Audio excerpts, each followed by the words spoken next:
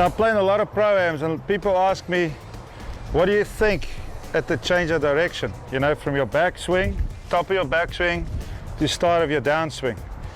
And I always try and feel that I've made my full turn, get my shoulder behind the ball.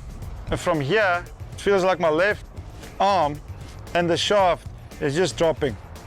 It's just falling down to the floor. I try and play a little softer shot. I tend to put the ball up in my stance a little bit. I do like to feel like my hands are undercutting it a little bit, especially my right hand. I connect all shots with my right hand, so. It feels like my left arm and the shaft is just dropping. I connect all shots with my right hand, so. My left, with my right, my left, with my right, my left, with my right. Wait, what? As if golf wasn't confusing and hard enough, now you have two different major champions telling you two completely opposite things about the golf swing? What are you supposed to do? How do you figure this stuff out? It's exactly what we're going to talk about in this video.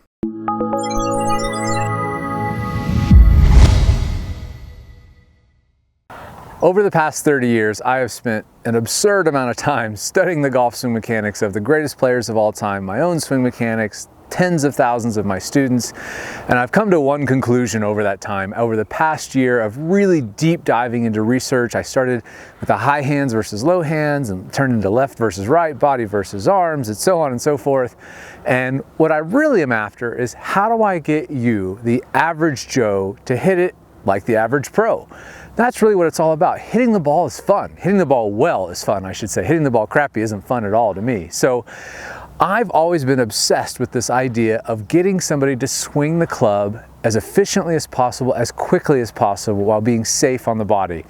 And so I spent the past year, during this whole coronavirus chaos and lockdown, deep diving into the swing and came to a conclusion that there are basically two different ways to power the swing, and they both provide essentially the same results, and even to many degrees even produce the same mechanics, positions, and so on, but they're achieved in two very different ways. And what's exciting about this for you is that you don't have to put yourself in a box to say, I have to swing this one way or I have to swing that one way. The tour is proof positive that there are a million different ways to successfully hit the ball. Now, of course, there are trade-offs, both in terms of inconsistency. There's a reason there's a saying on the tour that 80% of your money is made in 20% of the time. The rest of the time, you're just struggling, and then you get hot and you make all your money for the season, and then you just kind of struggle. That's true on the tour. Tiger really set the bar to an unimaginable and unachievable standard to think that you could win and be in competition to win every single week, day in and day out. That was unheard of before him. Most golfers struggle with consistency, even at the highest levels. And then at the same point, there's injury. There was an 81% injury rate on the PGA Tour. 4 out of 5 guys are going to get injured because of their golf swing. So for me, and having spinal issues, as you guys know, I broke my neck, and so I have all kinds of issues going on with my body. And so for me, being able to go out on a beautiful day like this and enjoy this perfect grass and a bucket of brand new balls to hit, that's my happy place. I want to be out here and be able to hit balls all day. I enjoy this. And so to be able to do it safely and easy on my body is huge. And so I really wanted to take a deep dive over this past year and find what is the most efficient way to get you there and a safe way to get you there, that you can do it day in and day out, that you can consistently go out and hit the ball the way that you know you're capable of. So here's the two basic patterns. Essentially, you have a lead side dominant pattern and a trail side dominant pattern. Again, both work, both produce essentially the same results exactly, even the same positions and so on, for the most part. But the way that they are achieved and the way that it feels is radically different. And that's what we're going to talk about today. So let's just talk about the basics of it. The lead side dominant stuff that you've seen on Rotary Swing and Trail Side, because they're both on there, is what was typically called a double pendulum stroke. And what that really means is that your lead arm being propelled by your body pivot, your body rotation, while the lead arm is very passive, pivots from your shoulder socket, and then the club pivots from your wrist joint. That's a double pendulum, right? So as I'm swinging and rotating down, as I begin to post up, my left arm swings free from the chest. Then the left wrist uncocks and the club releases, and this is a very effortless, efficient way to swing the club. The trick is that you need good body speed, you need good body rotation, a good pivot in order to propel that arm. You don't want to be trying to power the club with your left arm, because you do that kind of stuff. You want to put Sir Isaac Newton in the driver's seat and let your body pivot and the soft arms get released naturally due to the rotational, the centripetal force you're putting in your body. By keeping your arms soft, the arms and club will naturally release. I'll post a video here real quick. You can take a look at my swing. I'll walk you through it real quick. So let's take a look at my swing face on in a lead side dominated pattern, and it'll be very easy to see for you to understand which is which, because my right hand is barely even on the golf club. As you can see here, and it'll be more clear as I start the club back. I'll just play it for a second. This is at 240 frames per second. But you can see my right hand, my fingers are barely touching the club. My right hand's barely on there at all, making a big turn, but my right hand at the top still barely on the club. Right hand really never involved in that golf swing. So now as we go back, we can kind of walk through a couple of the key pieces that you'll see when you're working on a lead side dominated pattern. This is a great way to practice. If you're struggling with getting the ball to draw and getting the club released properly, this is a great way to learn that feeling, is by putting the right hand barely on the club at all and then letting it come off before impact, because then the club will naturally want to freewheel and rotate around the heel. The toe will naturally want to rotate, and so it'll be very easy to hit a draw right away, unless you're just yanking that left arm down, and that's another good indicator when you're doing something wrong. If you let that right hand come off in a lead side dominated pattern, the ball should draw right away. But you'll see as we go back, notice what's moving first here. You can see my lower body, I'm shifting immediately into that right side because I'm getting my body loaded up, because my arms aren't really going to do anything. They're just going to chill out and come along for the ride. So you can see as I take the club back, my wrists aren't setting, nothing's really happening other than getting my body to load into this right side and starting to make a big turn, left arm staying very straight. You can see again my wrists still haven't set because there's no real activation in my wrists in a lead side dominated pattern, because my right hand's not involved in the swing, because you can see it's barely touching the club. You can see my finger there is still doing nothing. And then my left wrist needs to be passive so that it can snap when I post up, and you'll see that very clearly here. So now you can see as I'm going back, everything's pretty relaxed, but now you'll start to see as I begin to shift back into that lead side that the muscles really start to load up. So during the first half of this swing, it almost feels pretty lackadaisical, right? I'm not in a big hurry, but now is when the muscles in my trunk and my legs, my core, start to really load up. And so now you can see my legs, especially that lead leg, is really loaded. And then as I come down, again, my right hand, my fingers are barely touching the club. They're not even wrapped around it. It's all just driven. I'm just holding onto the club with my left hand, and my body pivot is driving the swing. And so now as I start down, as I get halfway down, you're going to watch my left leg really post up hard. And that's going to do a couple things. It's going to allow me to leverage the ground to help release the club. And it's also going to help me get my left shoulder to go up, which you can see here. So let's just take a quick look at this from the top of the swing. So we'll just do close to the top of the swing. I'll just put a line on the center of my shoulder socket, give or take a little bit.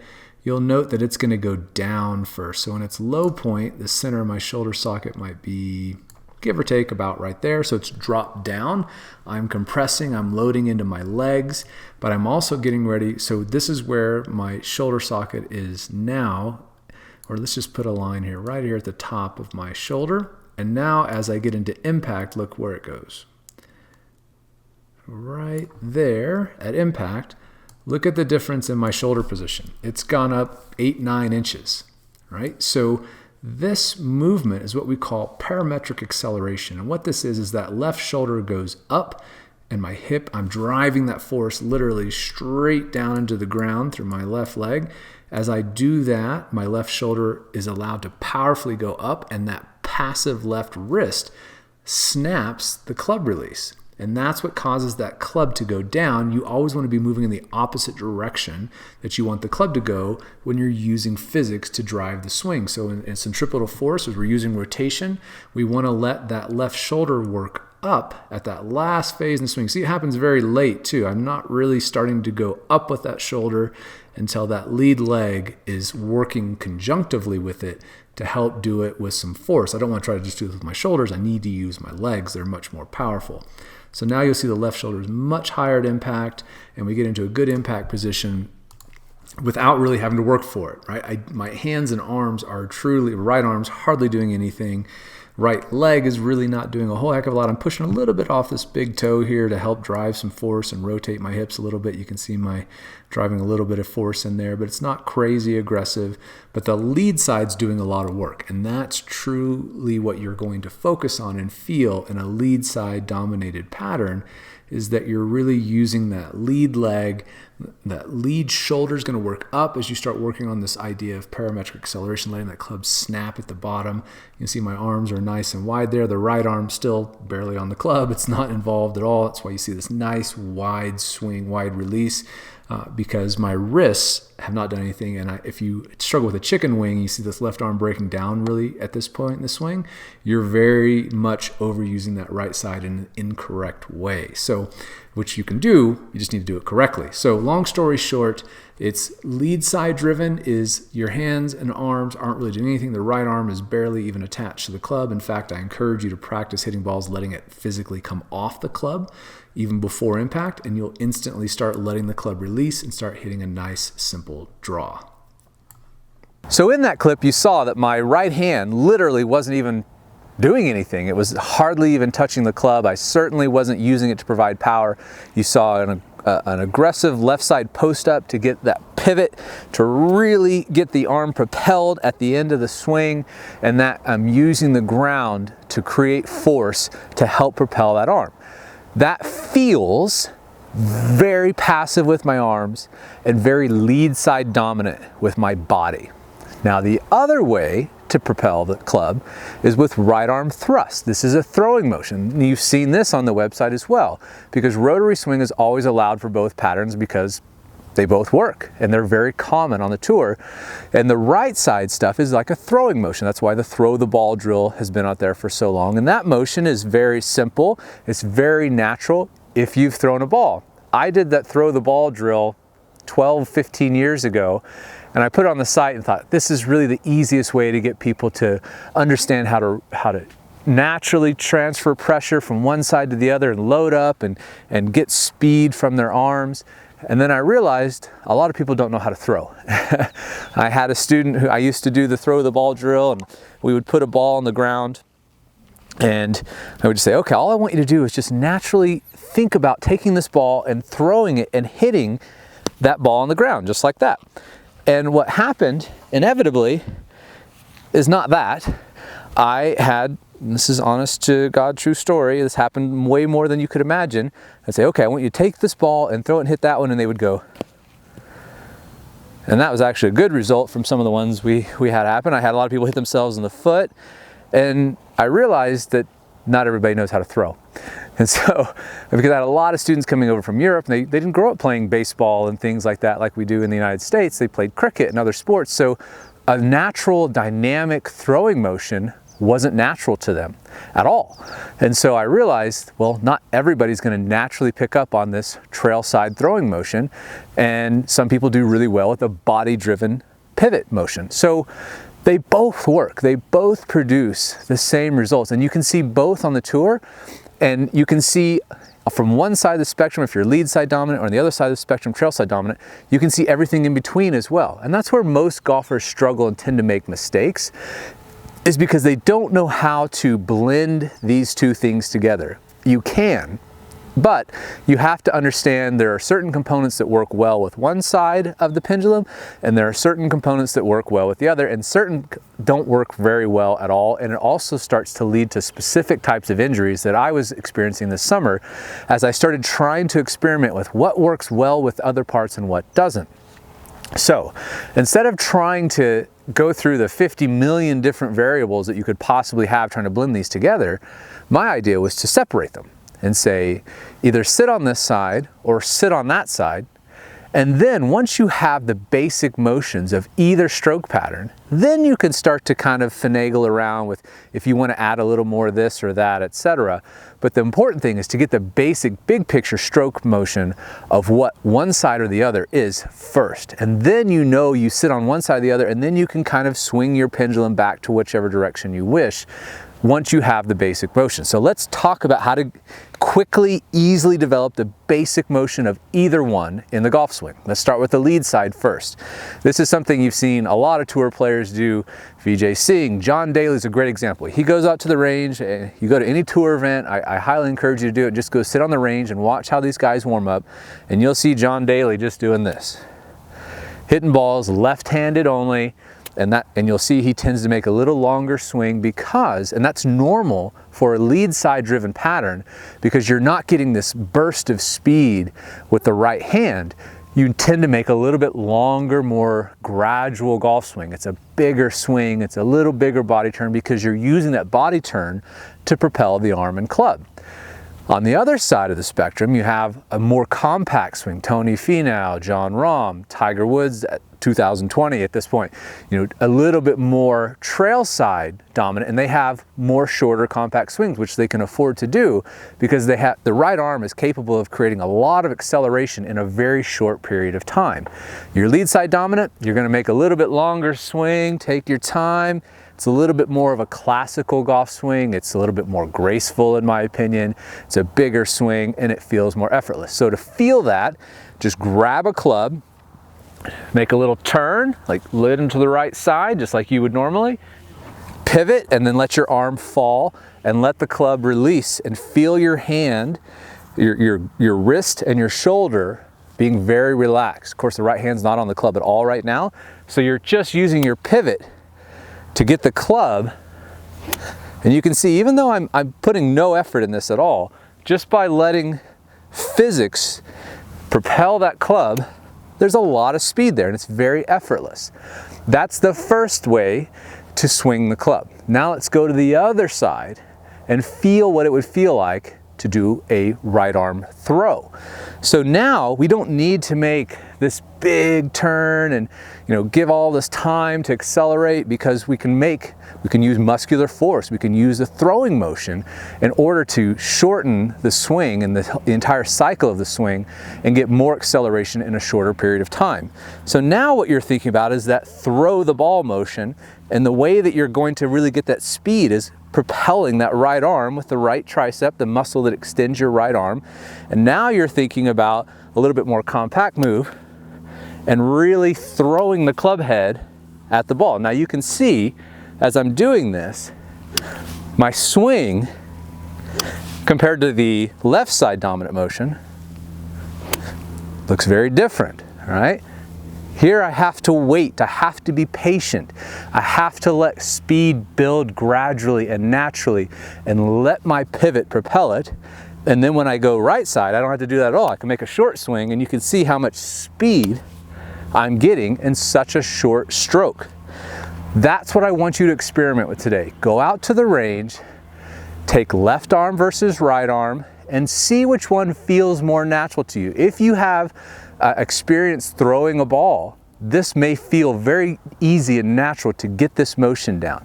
When you're right side dominant, you're gonna feel like your left arm isn't even involved in the swing. You're gonna be focusing on getting that right arm acceleration. When you're lead side dominant, you're gonna feel that your left side, your left arm is still relaxed, but the body pivot is going to be quicker. You're going to be building speed and letting that club release naturally. And you can hit balls doing that left arm or right arm only to get the basic feel of that. So go out and start to experiment with one side or the other, and then put both hands back on the club and see if one feels more natural to you versus the other. As a quick note here, it'll be much easier for you to hit the ball straight with the lead side because it's pulling, and it'll be common for you to hit a little bit of a pull with the trail side because the right hand has a much easier time closing the face. All right, so now let's hit a couple shots with both patterns with the driver so we can see it in its full flailing glory of lead side and trail side. And you'll see a difference in the tempo, the rhythm. I'm going to exaggerate some things so it's a little bit easier to see kind of one versus the other. But what I want you to notice is what you would imagine yourself feeling swinging one way versus the other. So as you watch me hit these balls, I want you to put yourself in that position. Feel what you see. When you see me swinging, so for instance, when I go to the lead side dominated motion, my visual, my feel, as I kind of drag the club back as I load into this trail side, and the club's just in no hurry. I'm definitely not picking the club up. I'm just taking my time to get to the top because I have to make certain that my arms stay very soft and relaxed.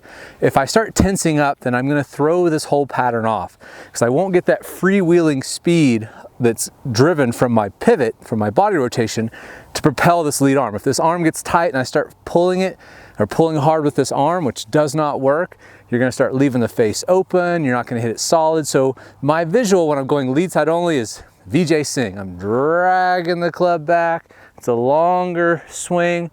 I'm more lethargic during the transition, just giving my body time to get back over to the left and rotate and letting everything sync up. So think of your swing like gears, and each little piece of gear from your feet, there's lots of gears throughout the whole swing. Then you've got to get all of these gears to mesh up, and the best way to do that is to be patient. So you'll see that will breed across in my swing. I'm in no hurry. Even though I'm going to hit this a long ways, I'll hit this about 300 yards. I'm not going to be in a hurry to do it. So here's what a lead side dominated motion is going to be. Right arm is very soft. It's just there. It's passively transferring energy because it's connected to the club. As my pivot rotation, it helps drive a little force into there and helps give the lead arm support.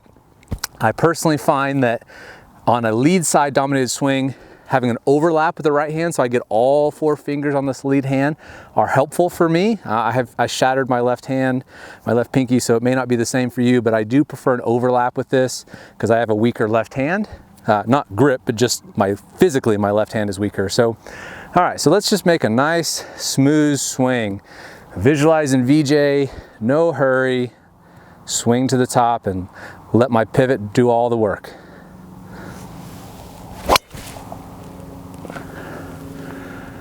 So that's going pretty far.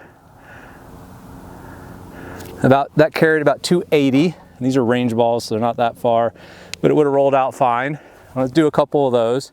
So again, just taking my time getting to the top, dragging the club back, letting my pivot and everything begin to load, and then slowly transitioning back to the lead side.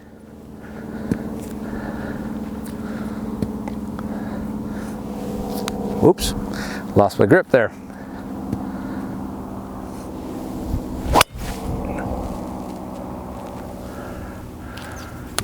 Another good ball down the middle, that'll work. So my visual again is dragging the club back with my weight transfer as I pivot into this, or load into this right side, dragging the club back, my arms are chillaxed, being patient, letting everything come down. Now, let's go to a right side pattern, and it's very different. So now, as I go to my trail side, my swing, overall tempo is gonna get quicker. My pace to my swing is gonna get quicker. My swing speed will stay about the same. I can find that I can put a little bit more juice into it with the right side, get a little bit more club head speed out of it, but I start to struggle with control because now you're fighting this pushing versus pulling thing. And so I start to find that there's a balance for it for me, but you'll see that overall the swing is a little shorter and it's more compact and it's more aggressive, right? So I don't have to be patient and wait on all these gears to mesh. I can just kind of force it to go. I can be quicker and more aggressive, more assertive, and that's exactly what I'm trying to feel now. So I'm VJ Sing on one side and now I'm John Rahm, Tony Finau on the other. So this will be a little bit different. I do find that an interlock works fine with this to kind of get the hands working together instead of one taking over the other. I still tend to prefer a little bit of an overlap, but I've experimented with both and I do feel an interlock is fine with this, so I'll go ahead and do that here. Now my left arm is still very relaxed at address because again, I don't want to try and use my left arm to power the swing. There's no speed there. So my right arm though now is going to take a little bit more assertive grip on the club. It's a little bit firmer. It's not nearly as soft as it was lead arm only. And now I'm going to focus on getting my right arm wide going back. Think about like if you were going to throw. You wouldn't throw like this, right? So I'm getting this right arm to do this, and as my left shoulder stays relaxed, it pulls this left shoulder out and gives me width in my swing. And then as my right arm is back here, as far and deep as I can get it with making a compact swing, I have more time to accelerate that right hand. You know, even though you're adding that right hand thrust, which gives you a lot of speed, you can't do it from here. You need some width and some extension in there. So here I'm going to be focusing on keeping my left arm relaxed and the right arm going wide, but it's going to be shorter and more compact. Let's see what that looks like.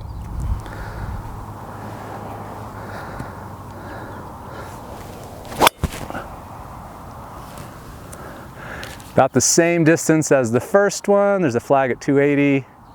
I landed just short of it. I didn't hit it perfectly solid, but it'll work. We'll do one more.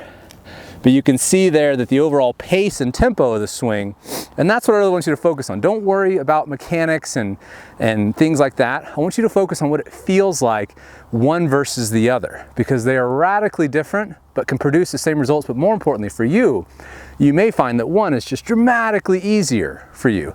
For me, I had to work really hard to develop a right side pattern because it's not natural for me at all. And I've spent most of my career being lead side dominated. So for me, this feels very different, but I like it. I can be more aggressive, I can be more assertive, I can have a tighter right hand on the club, I can use my right hand and add a lot of speed to it.